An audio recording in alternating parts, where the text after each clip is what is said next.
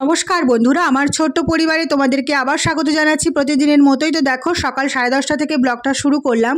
তো ঘুম থেকে উঠে একটু চা খেয়ে নিয়েছিলাম ফ্রেশ হওয়ার পরে। তো চা খাওয়ার পরে দেখো টিফিন করার জন্য চলে গিয়েছি। ছেলের জন্য একটুখানি দুধ গরম করছি, কারণ ছেলেকে খাওয়াবো।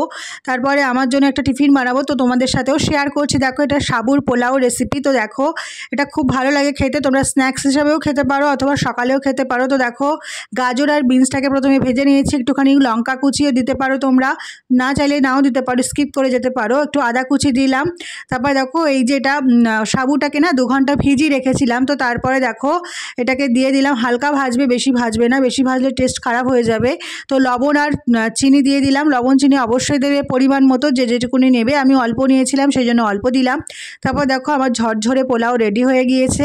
তো একটুখানি সকাল টিফিন খেয়ে নিলাম। এটাই ছিল সকালের টিফিন আমার।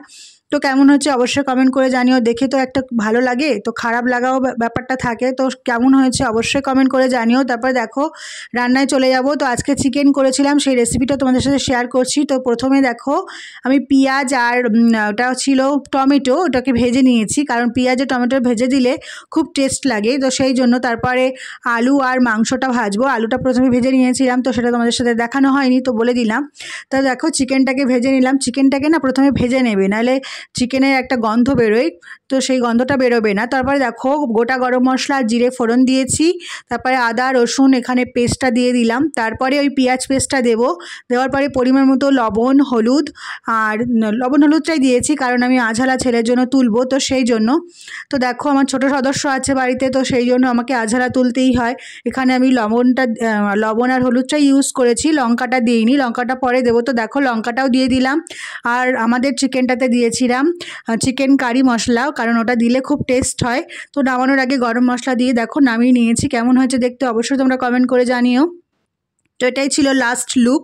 তো যাই হোক, দেখো আমার রান্না হয়ে গিয়েছে। তো শেয়ার করে দিচ্ছি কী রান্না করেছি। তো দেখো, সাদা ভাত করেছিলাম, আর চিকেনের লাল লাল ঝোল, আর এটা ছিল পটল আলু চিংড়ি, বড় বড় চিংড়ি, ছোটো চিংড়ি আমি পাইনি, তো সেই জন্য ওই বড় চিংড়ি দিয়েই পটল দিয়ে করে দিয়েছিলাম। তো দেখো, প্রতিদিনের মতোই লাঞ্চ থাইটা তোমাদের সামনে আবার সাজিয়ে দিচ্ছি।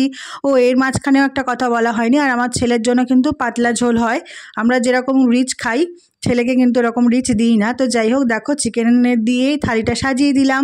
তো কেমন হচ্ছে অবশ্যই কমেন্ট করে জানিও। আর প্রতিদিনের মতো একটুখানি চাটনি দিলাম, কারণ এটা না খেলে আমার ঠিক ভালো লাগে না, তো সেই জন্য। তো এরপরে দেখো, একটু রেস্ট করে নেব। তারপরে ঘুম থেকে উঠে একটুখানি চা খেয়ে নিলাম। তো চা না খেলে ভালো লাগে না সন্ধ্যায়।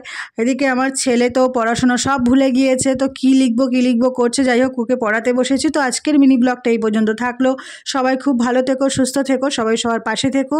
আজকের মতো টাটা, পরে দেখা হবে অন্য কোনো ব্লগ।